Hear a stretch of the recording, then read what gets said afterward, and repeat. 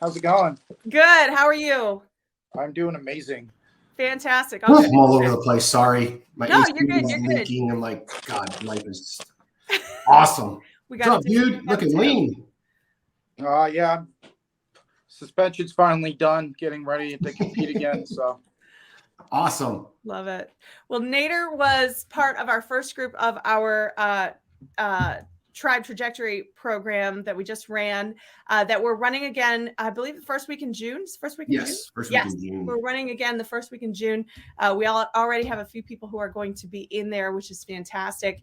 And Nader has now moved into Tribe to keep going. But can you just tell us a little bit, or tell everybody a little bit about, like, what was the biggest takeaway you had from the Trajectory program?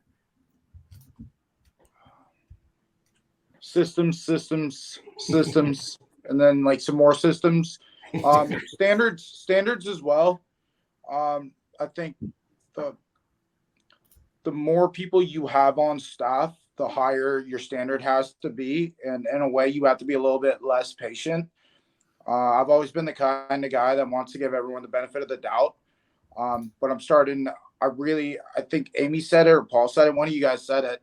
It was hire fast, fire faster. Oh, I didn't say that. We'll give Johnny that one. No, that sounds like a Johnny. Johnny loves to fire people. Oh man, it's true. I've had to do this. Like, I just fired somebody last week. Amy's been on fire lately. Oh, it's been a thing, but you're right. Your standards definitely have to increase when you realize the phrase itself doesn't matter, but you're to your point, it's 100% the fact that, if you have a goal and you're trying to get somewhere and somebody's not on board with what you're trying to do, they got to go. Period. You're the one who's the constant. It's your business. It's your baby. It's your everything. If somebody's not on board with you, boom, they're gone. It's just not going to work out. And what's kind of interesting, I don't fire people very often, to be honest. That's why I laugh, because it's not me. But but to your point, the standards actually push people out. So people will quit if they're not on board. That just happened at your gym recently. Somebody was like, I can't do this. And you're like, yeah, I've had that. I've had both a fire and a quit in the same week and a half. Why? This selling stuff's no fun. It's like, then you're doing it wrong. Yeah, and it's truthfully because I've had to pour myself into the academy after I did let the one person go. I had to pour myself into the academy more. And what that did was up the level, up the standards, and it bothered somebody and they had to leave. And that's okay, because what we realized is the status quo that was existing is not up to standard. And if you're comfortable in the standard that is not going to reach us to the point B that we're working towards, you're not going to be there. It's not going to be a good fit for anybody. So yeah, whether it's fire or you just make that environment so fast paced and so fun and so exciting that it kind of freaks people out and they're not on board, either way, that does happen very fast. So yeah, your point remains. That's awesome. Fantastic. So how have you, as you've replaced people, you probably had to replace a few people then. Yep. And then I think the word, I don't say the word, it's a dilemma. It's like growing pains, just like everything. Yeah. Like every time it's like, like you get your blue belt and you're excited about a blue belt. And then you realize that the level of blue is considerably higher. And then you get your purple and you're excited. And then every level just has different problems. Yeah. Like we've actually been expanding at such a fast rate that like we need to hire more people. But the problem is right now that we're struggling, I don't know if you guys are dealing with this, is hiring quality people. I just don't want to hire people to hire people. Sure. And so I need 3 new people, and I haven't been able. Like I've interviewed, I think as of today, I've had 12 people interview, and they all left. And they're like, "When are we going to hear back?" And I'm like, "I'm going to be honest with you. You're not getting the job. Go look somewhere else." Yeah. And it's hard. It's unfortunate. It is. A lot of it's like the time we're living in is just absolutely bonkers. Like I call them the COVID kids. All these kids come out of high school. They're like, well, I haven't done anything for 2 years. And I don't want to, you want me to do stuff? And it's like, yeah, I want you to do things. And they're like, oh, this is like, we're joking around. I have a nephew who's 18 years old, graduating high school, still doesn't have a driver's license. He's like, what do I need a license for? I'm not going anywhere. I'm like, that is a whole thing. Like you're an adult now. Yeah. I'm like, okay, when I was your age, I was like, how do I get out of this town? How do I get out of this place? Yeah. Get me the hell out of here. But It's crazy. It is harder. Like Amy's been going through that. I've been going through that. I think everybody is right now. It's finding quality people is tougher than it's ever been. By the way, Nader, talk to me about this afterwards too, because I'll tell you a lot about our hiring process. I'll tell for anybody listening this, just a few extra tips. I use Indeed. Indeed.com is my go-to for hiring. And it is absolutely the best tool out there right now. It's the one that all of the younger people are on, but it's really not even just younger people. Everybody, that's the one everybody's on. So that's the best place to find people. It used to be Facebook jobs. And a lot of us used to hire internally. Truthfully, I'm not a huge fan of that anymore. I don't love it. I like it for coaches, but as far as staff members, I rarely do it. I say rarely, and I'm smirking because I just did it. And it's working out great. It can, but I don't think when you're trying to hire, very rarely when you're trying to hire like multiple people, it's difficult to hire multiple quality people from within your academy. The ones, if you find them and they're the perfect unicorn, which we kind of did hire, we have somebody who loves to train, who loves to teach kids, and also wants to, do the full universal team member position. Great. It's just unusual. And one of the biggest reasons why I think it is unusual to have success hiring from within for these, from all of this was that, I think one of the biggest reasons why it's difficult to hire from within is because you're teaching people, they're going to be taking away from their training time to work with you. And people who love to train want to go work Monday through Thursday and not be able to train. So it's hard to find that unicorn. Again, so I use Indeed.com and I'll share some of my job descriptions in Tribe with you if you want some extra help that way. But I've got one live right now and I've got about 60 candidates. One of my last jobs had 157 candidates. The one before that had 87 candidates. So I'll tell you, I do find really good quality people there. I also pay well. So that's always really important to remember. You can't get away with some of the stuff that we used to get away with, which is like charging, or paying minimum wage. You got to pay decent. In our area, minimum wage is pretty low. So, I pay $20 an hour for these mid-level people that I hire. So coordinator level people. So yeah, sometimes if you're not hiring, this goes for everybody, not just you, Nader, but if you're not hiring or you're not finding the quality of people that you want, sometimes you got to up your pay a little bit. And show everyone that you are a quality position and a quality person to work with. And you'll stand out for sure because there's a lot of fake jobs on Indeed too. So once they find a real one, people usually flock to it. Love it. Yeah. I think part of the problem is like, we don't have any problem like getting the staff. What I really need help with is the stuff that no one wants to do. Like the cleaning the bathrooms, mopping the floors, for sure. And I tell it, we always have room for growth, but I start them off. I'm like, hey, this is a minimum wage job because it's minimum skills. Like I could literally grab we were actually having this debate at the gym. It's like, would you trust a penguin or a monkey with a tank? And I could literally get a penguin or a monkey to do this. And so it's like a minimum wage skill. I'm like, your goal is to make sure I can level you up to a step up. But I mean, with our expansion, we have 8,000 square feet. We lost him. I lost him for a minute. Yeah, sorry. So the gym's massive, so I need a bunch of people cleaning, and it's not a fun job. Yeah. Well, don't ever hesitate to just hire a professional cleaning crew. Those are people who really love what they do. And they're very, very good at it. I'll tell you how you'll have a hell of an easier time getting your gym clean with a professional cleaner than you will with one of your staff members that you're also making clean. Now, we make people clean every day, but the deep clean stuff that's best done by a professional, get a professional to do it. It'll cause you way less headache. And you'll be able to hold them accountable specifically for that job.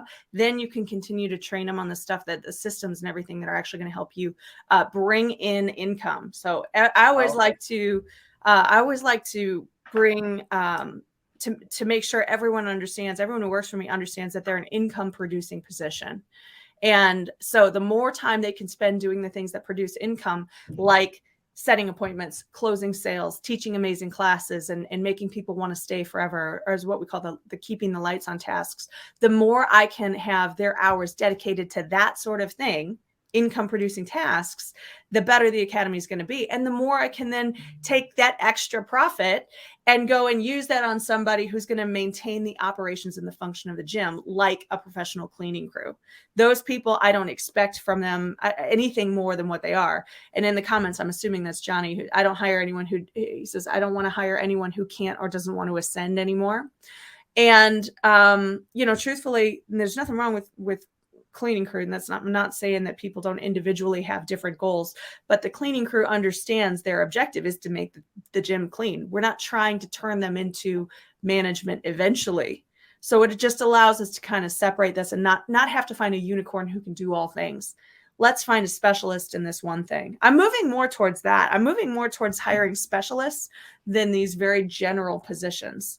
And I'm just having much better luck with it. Again, and I said recently I've had some staff turnover, and that's partially because I'm getting rid of this generalist thing and moving more towards the specialist thing. And you find out very quickly when you hire a specialist, if they're not ready for that job, you find out very quickly. That's again what we're also going through. And this ain't bad. This ain't a bad thing. Where before, like if it's all general, you can kind of move people like, oh, well, they can't do this, but they can do this. And then all of a sudden you're hiring somebody. I did that once before where I hired like 8 people who kind of had a similar job. I had one who essentially ended up being a maintenance guy in our academy because it was like the only thing he could do. I should have just let him go, but he's, you're like, meh, he can change the light bulbs. He can change the bulbs. Well, whatever. But no, it's cool. It's cool. This is good. I hope this is helpful with people. You guys, this is a bit similar to normally we're just talking all about these other things, but this is what's really fun when we get into our hot seats and some of our other conversations when we go to events and whatnot. These are the kind of conversations that we have. And then what usually happens after a hot seat is like everybody will get up, they go walk into the hallway and they go continue this conversation and they'll say, oh yeah, I used to have this person, or then I hired a crew and then I did this. But this is the kind of interactive conversation that we have all the time, which is really pretty cool. Now, let's see. Paul, did you have anything else for Nader? No, I mean, it's been cool to watch. Like, I get a kick out of watching everybody's growth and success. Yeah. Like we went to Thailand last year. That's right. Like, yeah, are we going again? Are we going? Yeah. I'm working on some different stuff, so it'll be cool. I'm working on some more businessy stuff too, which will be super cool. Hey, would you mind if I stole like a minute or two from your show real quick? Yeah. Just said something. So that Thailand trip was really funny. I was actually thinking about it. I've got this morning ritual. I get up, I do my run, and then I go get a cup of coffee, do my meditation, get everything ready to go. So I was thinking about it. So last year, Jim was doing well, and I had a little bit of extra money, and I was like, I'm gonna put it into marketing. I'd already committed. I was like, I'm gonna put more money into Facebook and Google and everything. And then Paul was like, hey, there's a business mastermind in Thailand. and I was like, well, I guess that money is now going from that business to that mastermind. And it was a little bit of a gamble. I was like, it's gonna be a week. I'm gonna be able to pick Paul's brain. I didn't know Victor was coming. I got to pick Victor's brain as well. I think it was a game changer for me. I think it was completely eye-opening, not just being able to hang out with you guys, but also being able to see Bangtao and like what they built and the way they operate and everything. And it really made me realize that I'd really been putting a lot of limitations on myself as a business and a business owner. And so that gamble paid off, and then trajectory came on. And I was like, well, Johnny's going to guarantee me that I'm going to get my money back, and I believe it. And then on Monday, probably the worst day we had in May, we had 6 appointments set, 6 show. We only closed 2, and our close rate is through the roof. And I went home, and one of my staff members could tell I was annoyed, and he was like, "What are you annoyed about?" I'm like, "We only came down with 2 $499 down payments." And he was like, "Dude, that's $1,000." I'm like, "Yeah, but it should have been $3,000 today." And it made me realize that like in that short period, how much we've like escalated and stepped it up. And I mean, in terms of like people talk about like actual revenue, but in terms of profit, I would say 250%. Last year we cleared 100,000 in profit. This year we're projected 250. Last week was actually insane. Like $13,000 in profit, a bunch of paid in fulls. It was like absolutely incredible. So people that are watching it, like, hey, like like, don't undersell putting those down payments. Don't be afraid to ask for that $300, $500. People have the money and they'll drop it if they see the value. And if not, then you've got to fix your system. So the value of what you got. And it's, and being able, I kind of, we never met in person. So we met in Thailand. It was funny. And then Victor came in, a couple of people canceled last minute. So it was only like a few of us, but it's just funny to watch people's thermostat change so much. Cause like, now you're like, oh, we only did 1,000. Some people are like, man, I've never had $1,000 down payment. Cause people are like, oh, if I sign up at $150 a month, I got to sign up 6 people to get a $900 a day. And, in Tribe, we get 2 people. It's a shitty day and you do 1,000. It's like your thermostat changes, your mindset changes, and your growth's been crazy. Cause I think when we went to Thailand, I think just expanded a little bit, but it's like, you've gone like ballistic with how much your school's growing. And the cool thing is some people are like, oh yeah, but you guys are, you guys sold out, you're selling bullshit and you're teaching, Tiger, Kung Fu, Krav, Taekwondo, Karate, Ninjutsu. But you're like, no, it's like you guys have a crazy, crazy competitive team. You guys just won the team trophy, the Charleston IBJJF. Yeah, as a standalone team without affiliates. I mean, that's fucking insane. So it's like, obviously the proof's in the pudding that you're a good coach, you have a good staff, but you can still have a good business. And I think in our industry, it gets so skewed. You have so many guys that are amazing jiu-jitsu competitors, but then they have such limiting beliefs on the business side. And it's like, man, once you put a little bit of effort into that, it's like, and then you could service more people. It's like you have more. I mean, you're growing like crazy. You got more students. You got a bigger space. It's just such a cool success story. It's been awesome, and I think I needed that because me and you were talking in December, and I'm like, hey, this is what I'm doing, and you gave me some constructive criticism, but at no point were there like massive holes that I was doing, and I think I needed that confidence boost, being like, hey, I'm doing the right things, and then I went to Johnny Buck's sales training and I didn't have the down payment and I'm like, what the F am I doing? And this is how I sell to the guys that are competitors. I'm like, hey, you guys want to be world-class competitors. You guys will do whatever it takes. Yet you're not willing to commit $300 or find a way to do $300. I'm like, dude, if you go donate plasma, your first 3 donations are $100. And you're telling me that you're willing to do whatever it takes except find the down payment. You're never going to be able to compete at a high level because of your mind.